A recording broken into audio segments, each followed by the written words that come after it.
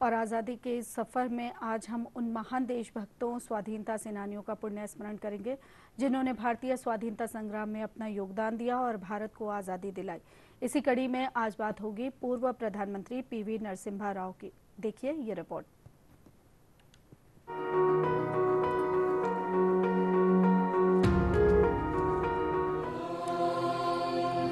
सर्वे भवन्तु सुखिनः, सर्वे सन्तु निरामयाः।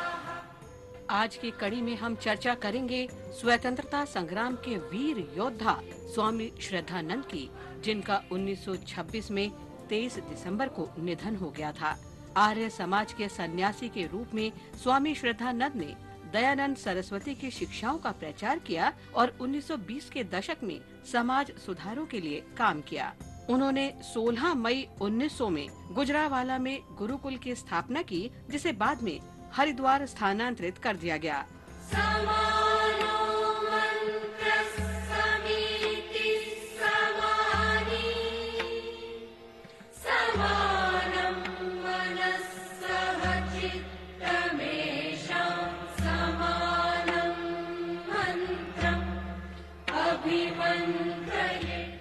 वर्ष 1919 में स्वतंत्रता के लिए राष्ट्रीय संघर्ष के दौरान वे गांधी जी के नेतृत्व में आंदोलन में उतर आए। उन्होंने रॉलेट एक्ट के खिलाफ विरोध प्रदर्शन आयोजित करने में मदद की। गांधी जी की गिरफ्तारी के विरोध में स्वामी श्रद्धानंद ने दिल्ली में एक विरोध मार्च का नेतृत्व किया और जब एक सैनिक ने भीड़ पर गोली चलाने की धमकी दी तो वे सीना तान कर खड़े हो गए और उसे गोली चलाने की चुनौती दी। एक सामाजिक कार्यकर्ता के रूप में उन्होंने हमेशा गरीबों की हालत में सुधार के लिए काम किया। महात्मा गांधी के शब्दों में, वे एक नायक की तरह जिए और एक नायक की तरह ही शहीद हुए। जिंदगी खपा गया अपनी और किसानों के सम्मान में, चरण सिंह जी के नारे गूंजे हिंदुस्तान। हम स्वतंत्रता सेनानी और भारत के 5वें प्रधानमंत्री चौधरी चरण सिंह को भी याद करते हैं, जिनका जन्म 23 दिसंबर 1902 को उत्तर प्रदेश के मेरठ में हुआ था। चरण सिंह ने स्वतंत्रता के लिए अहिंसक संघर्ष में महात्मा गांधी का अनुसरण किया। 1930 से 1947 तक ब्रिटिश सरकार के खिलाफ संघर्ष में उन्होंने कई वर्ष जेल में बिताए। आजादी के बाद चरण सिंह ने अपना जीवन किसानों के लिए समर्पित कर दिया। उन वर्गों का जिक्र कर रहा था जिनकी तरफ गवर्नमेंट को ज्यादा ध्यान देने की जरूरत। उन्होंने 2 बार उत्तर प्रदेश के मुख्यमंत्री के रूप में कार्य किया और 1979 में भारत के 5वें प्रधानमंत्री बने। आदिवासी लोग, भूमिहीन लोग, बेरोजगार लोग या जिनके पास कम रोजगार और अपने देश के 50% से अधिक किसान जिनके पास 4 बीघे जमीन से कम है, इन सब की तरफ गवर्नमेंट का विशेष ध्यान होगा। हम इस महान राष्ट्रवादी और किसानों के नेता को सलाम करते हैं। जय हिंद। स्वतंत्रता सेनानी पी कक्कन भी आज स्मरणीय हैं, जो 23 दिसंबर 1981 को हमें छोड़कर चले गए। वे कक्कन जी के नाम से प्रसिद्ध थे।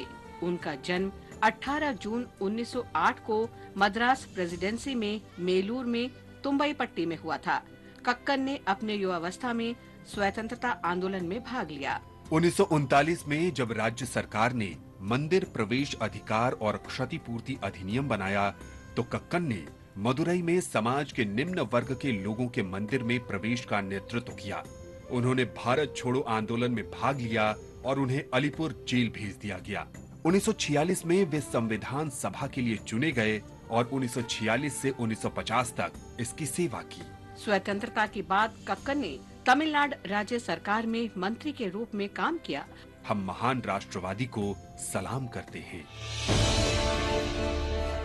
भारत के 44वें स्वतंत्रता दिवस के इस शुभ अवसर पर मैं आप सबको अभिवादन करता हूं। मैं एक साधारण कार्यकर्ता हूं, जिसका जन्म एक छोटे से गांव में हुआ था।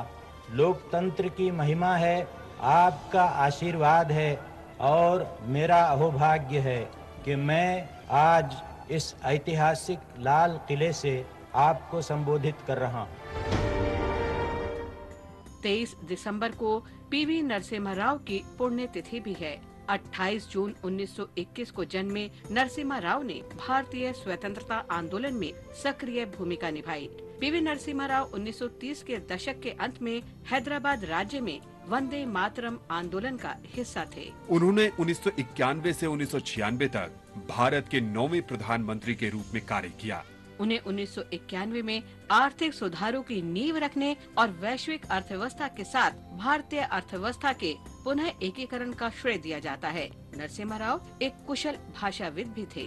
राव की मातृभाषा तेलुगु थी, लेकिन उनका 8 भारतीय भाषाओं और 8 विदेशी भाषाओं पर भी उत्कृष्ट अधिकार था।